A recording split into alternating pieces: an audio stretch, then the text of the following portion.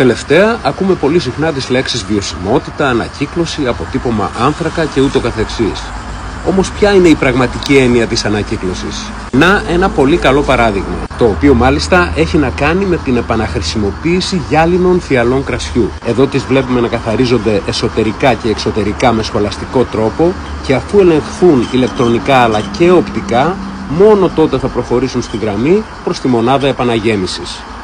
Η συνέχεια είναι τυπική όπως και σε κάθε εμφιαλωτική μηχανή, με την προσθήκη ενός αδρανούς αερίου που θα προστατέψει το κρασί από το οξυγόνο, η επαναγέμισή του με το νέο κρασί, στη συγκεκριμένη περίπτωση είναι μια ρετσίνα, για να ακολουθήσει ο ποματισμός με φελό, φυσικό ή τεχνικό ή με το γνωστό καπάκι μπύρας που διεθνώς ονομάζεται Crown Cup όπως εδώ.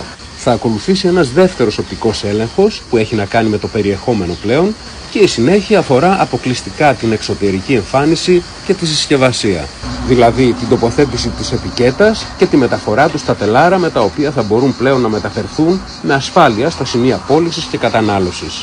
Αν σου άρεσε αυτό το βίντεο, κάνε follow και γράψε τις παρατηρήσεις σου στα σχόλια. Cheers!